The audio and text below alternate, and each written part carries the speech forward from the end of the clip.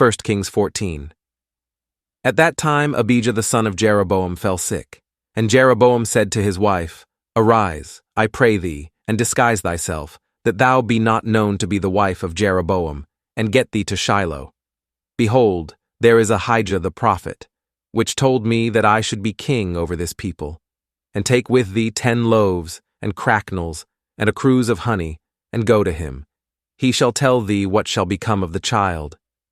And Jeroboam's wife did so, and arose, and went to Shiloh, and came to the house of Ahijah.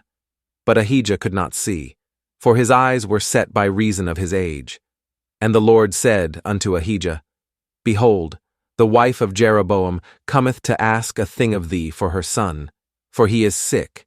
Thus and thus shalt thou say unto her, for it shall be, when she cometh in, that she shall feign herself to be another woman.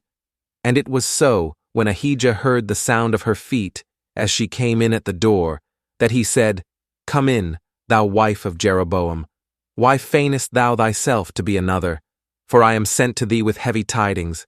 Go, tell Jeroboam, Thus saith the Lord God of Israel, Forasmuch as I exalted thee from among the people, and made thee prince over my people Israel, and rent the kingdom away from the house of David, and gave it thee, and yet thou hast not been as my servant David, who kept my commandments, and who followed me with all his heart, to do that only which was right in mine eyes. But hast done evil above all that were before thee. For thou hast gone, and made thee other gods, and molten images, to provoke me to anger, and hast cast me behind thy back. Therefore, behold, I will bring evil upon the house of Jeroboam, and will cut off from Jeroboam him that pisseth against the wall, and him that is shut up and left in Israel, and will take away the remnant of the house of Jeroboam as a man taketh away dung, till it be all gone. Him that dieth of Jeroboam in the city shall the dogs eat, and him that dieth in the field shall the fowls of the air eat, for the Lord hath spoken it. Arise thou therefore, get thee to thine own house, and when thy feet enter into the city, the child shall die. And all Israel shall mourn for him, and bury him. For he only of Jeroboam shall come to the grave, because in him there is found some good thing toward the Lord God of Israel in the house of Jeroboam. Moreover, the Lord shall raise him up a king over Israel, who shall cut off the house of Jeroboam that day. But what? Even now. For the Lord shall smite Israel as a reed is shaken in the water, and he shall root up Israel out of this good land, which he gave to their fathers, and shall scatter them beyond the river, because they have made their groves, provoking the Lord to anger. And he shall give Israel up because of the sins of Jeroboam, who did sin, and who made Israel to sin. And Jeroboam's wife arose and departed, and came to Tirzah. And when she came to the threshold of the door, the child died, and they buried him.